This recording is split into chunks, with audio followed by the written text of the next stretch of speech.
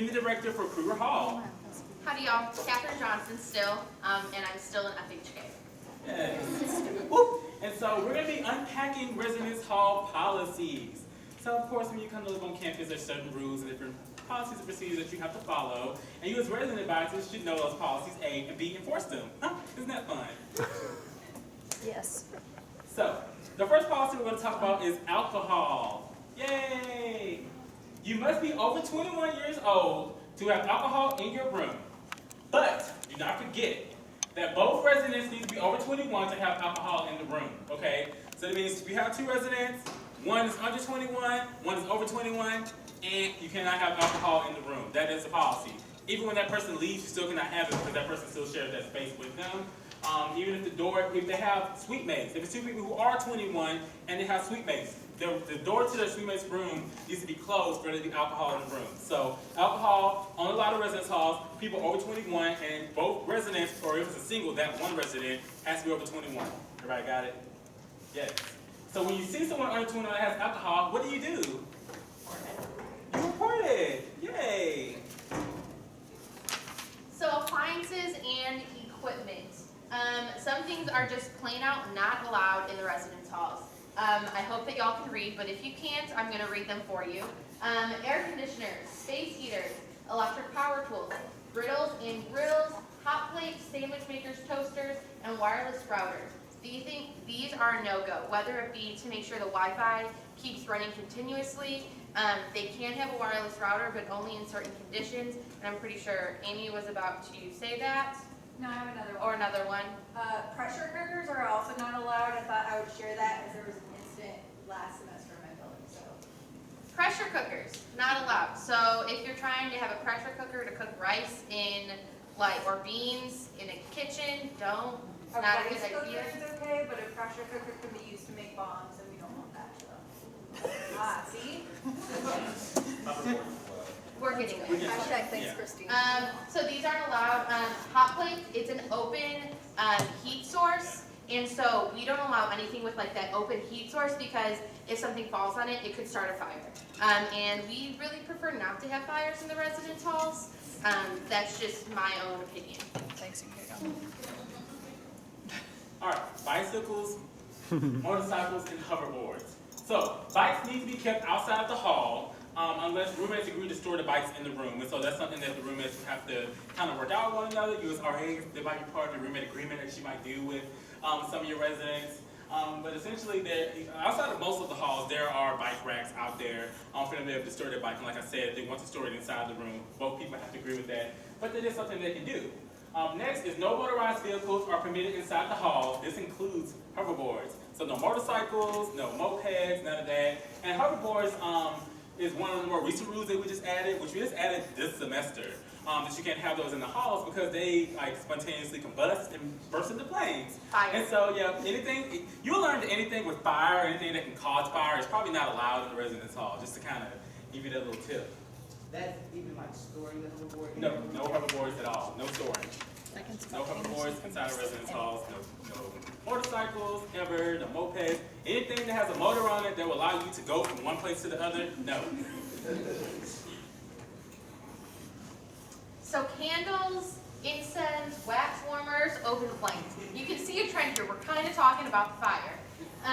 So candles usually have a flame associated with them, and flames equal fire. Again, no fire, so no candles. Fire in our buildings, make them destroyed. I also don't want that. And if you have no building, you have no job. So this is a really good thing to enforce. As you can see, Disney World was caught on fire because of candles, according to the CNN report. I'm pretty sure that we doctored. So, no candles. Wax warmers. They, may look a little bit like, okay, you could be good, but they could be a violation if they don't have the light bulb powering source. Like a Sensi. If Sensis are used, those are okay because they have that light bulb powering source, which is not an open flame, and everything along those lines. So, but wax warmers may not be powered by a hot plate. So again, earlier I said no hot plates. This is just reinforcing the no hot plate rule. Again, no hot plates like this candle is with the Texas Longhorns on them. welcome, Carter. All right, cooperation with university officials. Who all in this room is a university official? Okay, see, most people think they are. I mean, all you should be raising your hand right now, you all university officials. Just to let you know, you are all employed by the state of Texas because you are a resident advisor, so you are a university official now. Yay! Okay, I'm excited for you. You're not. So, in your new role, you're a university official. Residents should comply with you. Is that a shocker? Remember to be polite and show the Disney spirit. So, you know, when you interact with residents, make sure you show that smile. Make sure that you kind of model some of the things that Disney does when you attend there if you've ever been there before. If a resident or guest does not comply, you may refer them to park management, which is one of us. Yes, and so you can refer them to one of us, or if you feel like you can handle the situation yourself, then go for it. Make sure you can handle it. So, damage to university property. So, damage or littering the property is basically not permitted. Wow, shocker. I know I'm telling you some really complex things. So make sure that y'all are influencing your residents to keep our facilities well taken care of. If you see someone just like throwing out a gum wrapper as they're walking, be like, hey, Carter, pick up the gun wrapper. You're right there, I'm sorry. You're very easy to pick up. And you can do things along those lines, because you want to make sure that your building is a safe environment and a clean environment. If it's not, people could potentially get charged for damage to property that is in the hall. So make sure you keep it all spick and span. So, how many of you had DARE as a kid? Anybody remember the song? No. Well, I'll make sure that I help get your memory going. So, it goes like this. D, don't do drugs. A, don't have an attitude. R, I will respect myself. E, I will educate me. You want to educate your residents. Don't do drugs. And you want to make sure they are not in the residence halls. Because residents and guests cannot sell, transmit, use, or possess drug paraphernalia of any kind. Because in our halls, what don't we do? Thank you for answering. So we want to make sure that that continues on because we want to have a safe environment for all those involved.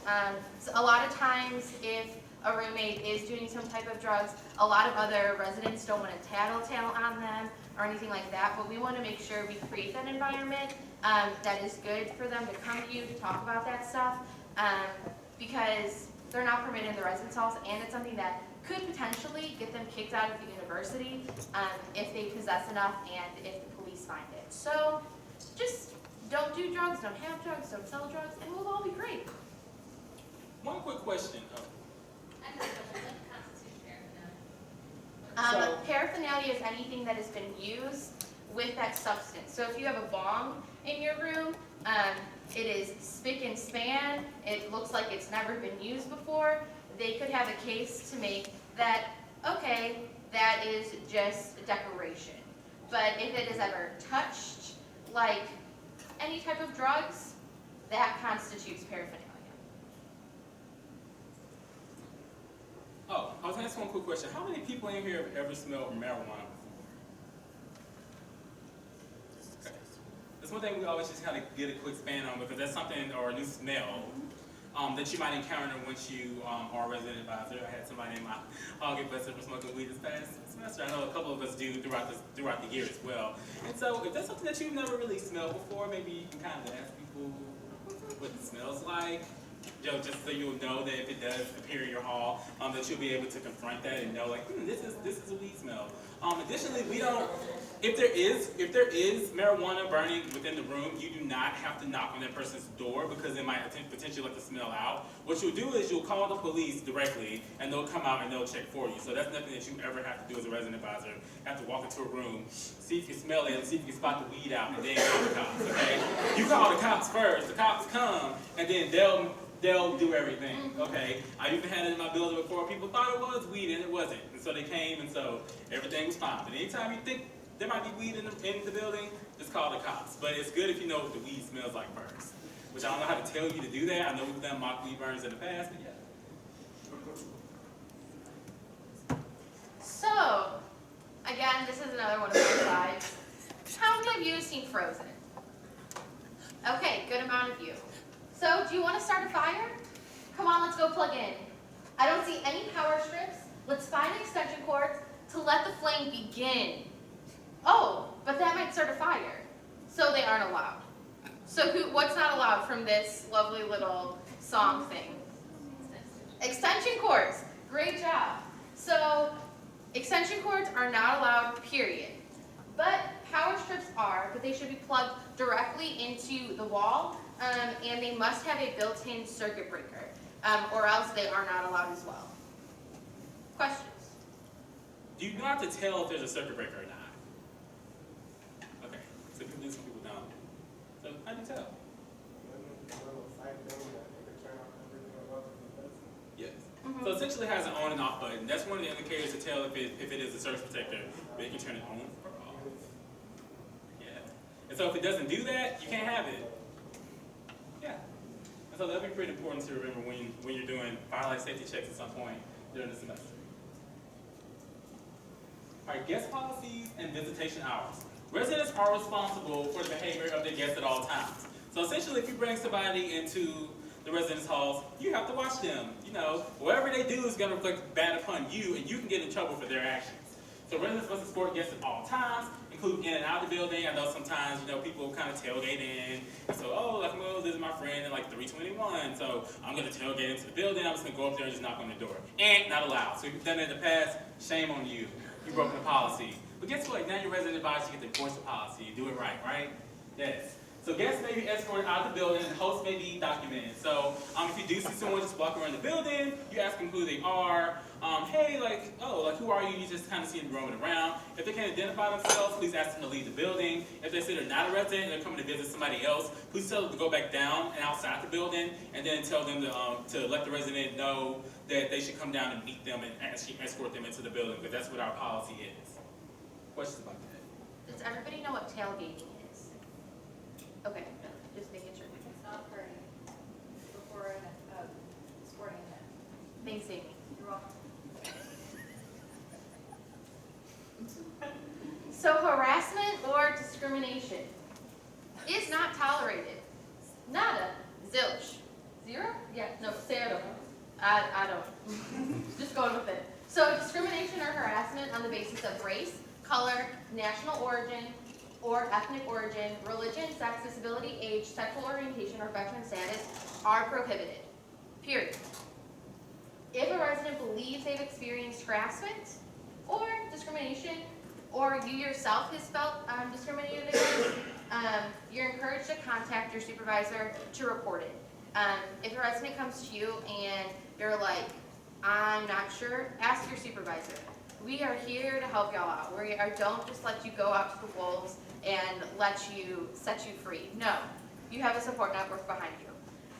So we are going to show a little video, and this one keeps falling. A little video, and then you can tell us what you see as harassment or discrimination in this video. Yes. You're a bartender marrying your sister? When Angela gets busy. Stop. Once upon a time, in a faraway land, there lived a beautiful girl who dreamed of finding her prince. Alas, real life is no fairy tale. Here's why Disney princes So, Mrs. Love. would make terrible boyfriends. My dad threw this party so I could meet a girl who is Emotionally independent. hot and rich, like us. So, can you marry me? You can't let me straight, girl.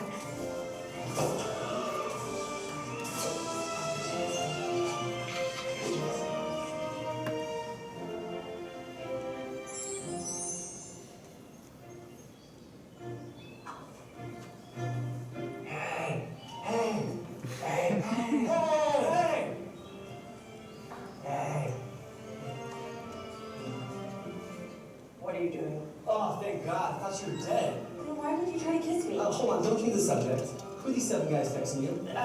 They're just my roommates.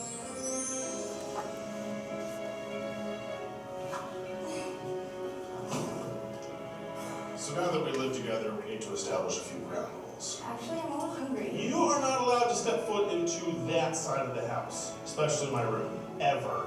It is forbidden. Okay, is that include the bathroom? Also, I'm gonna need to know where you are and what you're doing at all times, because sometimes I get lonely. Do this and I'll release your father from my basement. You kidnapped my dad? Nailed it. What are you trying to do?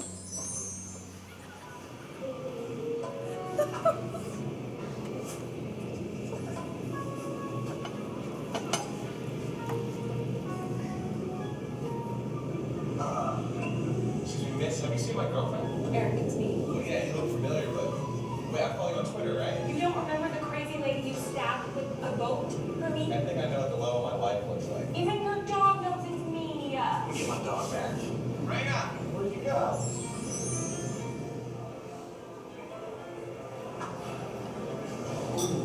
Sorry, babe.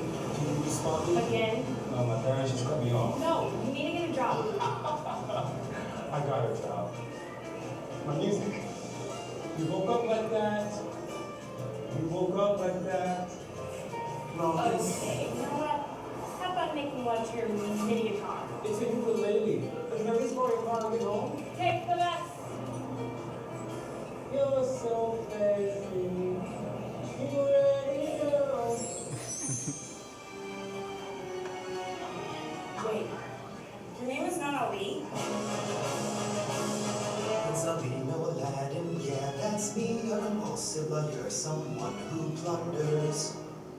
Why are you singing? I told you what you wanted to hear to get inside your cave of wonders. Thank you for what now? Connections like there was one that I crept in the way I made is through deceit. Who are you people? The car that we rode in was one that I'd stolen, but it needs a ride when you live on the street. You're homeless? That monkey who swear follows us everywhere is my one and only friend.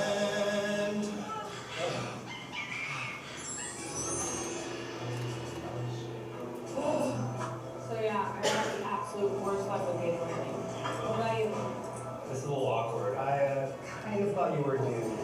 Excuse me? That's just from certain angles and your hair's pulled back in these photos. I have boobs. Yeah, sorry. I guess I made a man out of you. I have been looking everywhere for you. You know what? I'm done with Disney princess. Being single never bothered me anyway.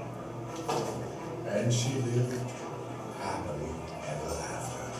Why does this always keep happening to me? Hey, how you doing? So, that was somewhat amusing, I know. What type of, did you see any harassment happen during that video? Would you like to say what kind? Tell us about it. What was harassment? What was discrimination?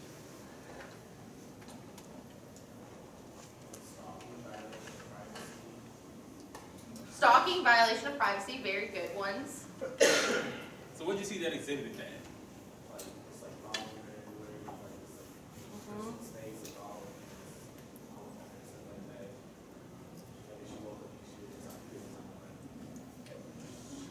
Yes, I agree with that. Anything else? Discrimination of gender. Mm-hmm.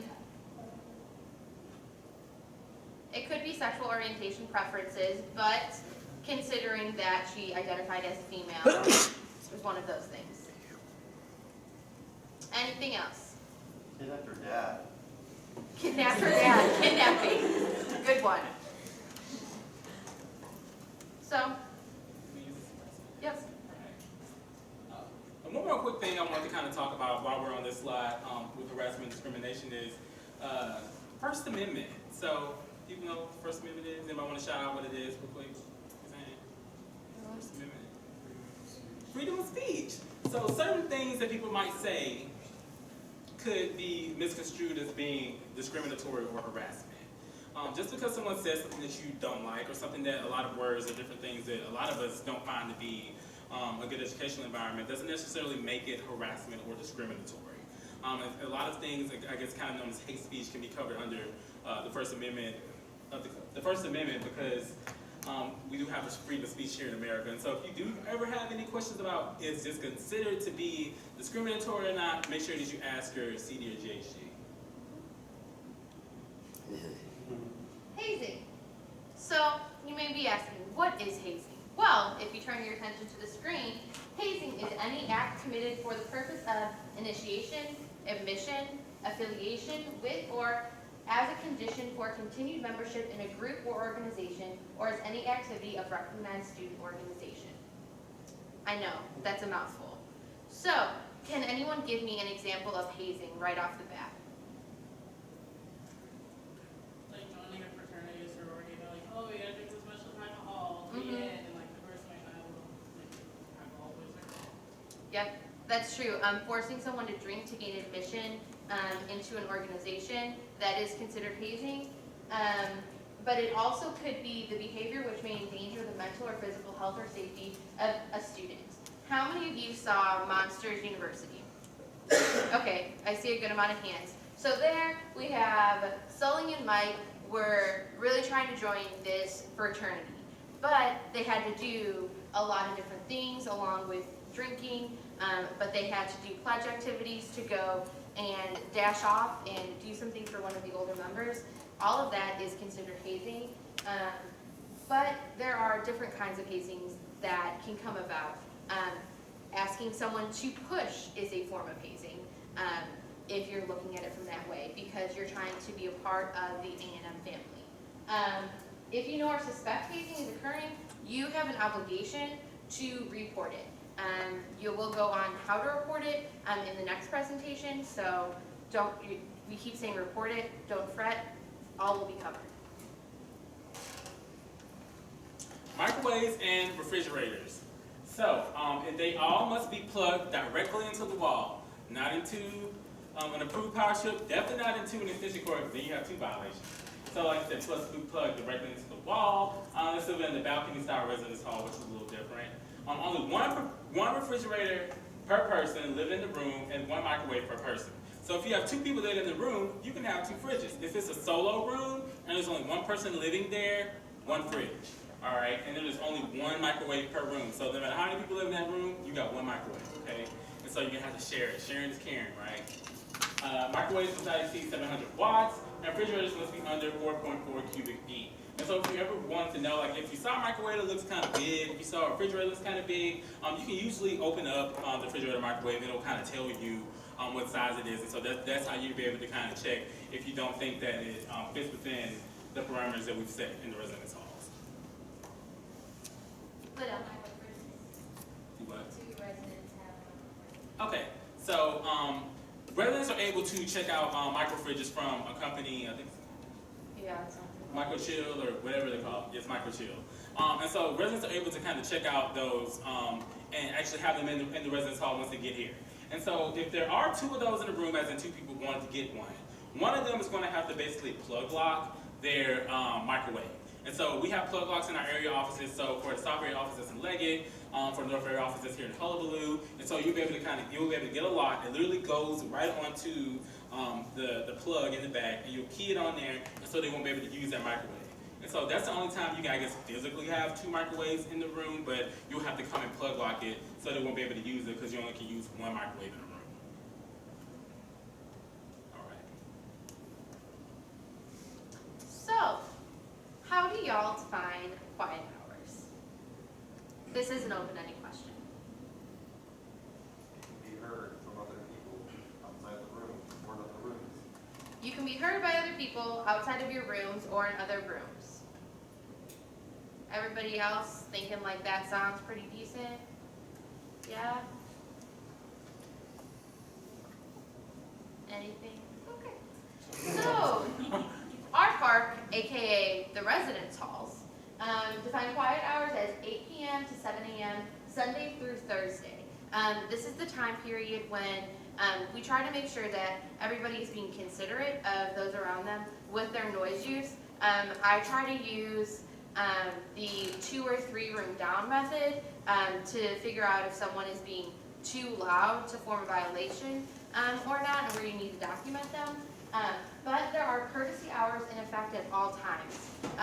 Courtesy hours are what they sound like, being courteous to the other people living in your building. So no matter what time of day it is, we don't want someone blasting music that can be heard in the entire hall, because that's being inconsiderate to those around you. And you can ask anyone at any point in time to quiet their music, quiet down whatever they're doing, or you can also document that situation. And during finals, 24-hour quiet hours will be in effect, meaning that the quiet hours would be 24 hours of the day. Pets and service/assistant animals. Fish living in an aquarium are the only normally permitted pets, and so anything outside of that, unless it's approved, you can't have. So only fish. So this guy right here, you can have this, but you might not can have that. So service and emotional support animals must be approved in writing prior to the animal entering. And so if someone did have a service animal or an emotional support animal, which service animals are generally just dogs, it's just service dogs, whereas emotional support animal can be, I've seen all types of emotional support animals. If there was someone to have one within your residence hall, your community director or your graduate hall director will let you know that this person has been approved to have this type of animal within their hall. If it is a service dog, it will generally have a, what you call like a little vest type thing that it wears over its back. Let you know that it's a service dog and it's approved to be one of those. And for training service dogs, approval is needed as well. And so if there's going to be any type of animal within your residence hall if there's any type of animal, it has to be approved to stay there. And that's something that your graduate hall director or your community director will tell you beforehand, before you even spot the animal. So generally, if you just see an animal in there that you never knew was supposed to be in there, it's more than likely a violation and you should report it. Going off of what Mitchell is saying, emotional support animals are only allowed to be in the rooms of the residents, whereas service animals, they can go throughout the building and into common spaces, since those are providing a necessary service to that student.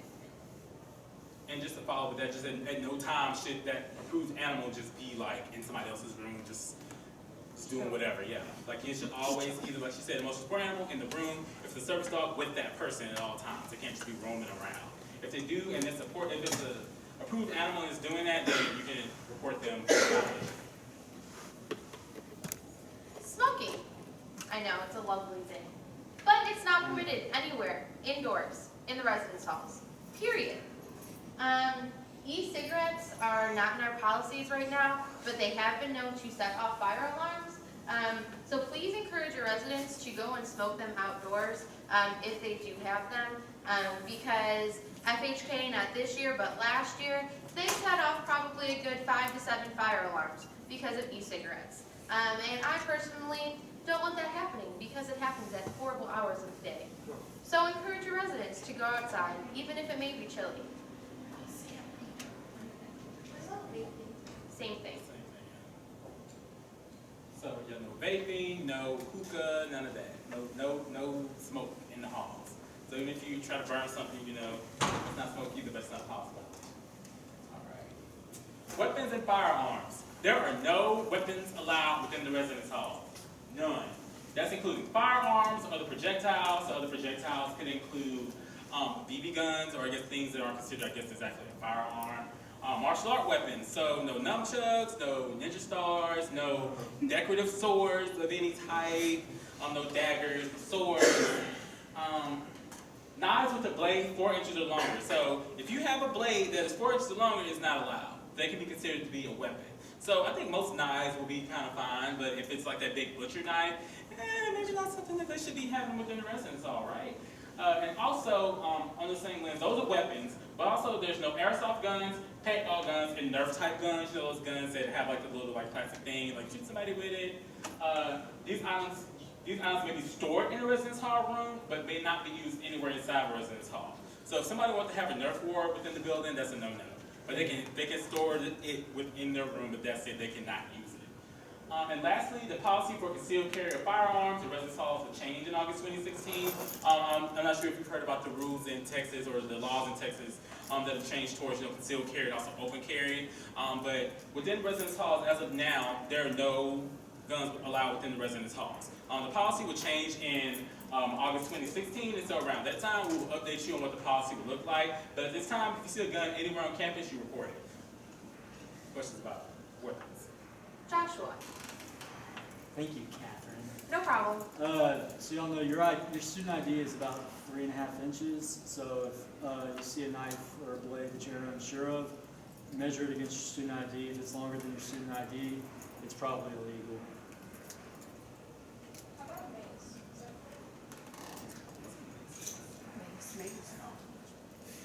Never had that question asked of me before. Mace? Yeah, it's okay. Yeah, mace is fine. Yeah, I thought so. But I'm just stumping you. And the spray kind of mace, not the big club mace. Taser? These sprays by the eye, not the big club, ballistic. spikes on the end. Tasers. No tasers. No tasers. A taser is considered to be a projectile, so no tasers. That's not better either. Yes. So pepper spray and maces that you spray, not the big club, okay. Club? Like the mace, like the big, yes. With the spice on the... Medieval weapon. Okay, we'll continue on. Yes. Any other questions about weapons? All right. Activity.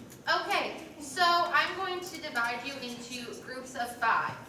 When we divide you into these groups of 5, there are things scattered about right outside here. They're in picture format or they're the real items. With your group, write down what they are and if they are or are not a policy violation. When you're done with that, you can come back in here and we are going to debrief. I'm just going to count you off so that you're kind of sitting near your groups of 5. So that's that. So 1, 2, 3, 4, 5. You guys are a group of 5. 1, 2, 3, 4, 5. Y'all are a group of 5. 1, 2, 3, 4, 5. Y'all are like a group of 5. Y'all see where I'm going? Okay. 1, 2, 3, 4, 5. You are with these folks right back here, and then you 4 will be a group. Sound good? Okay. Divide and conquer.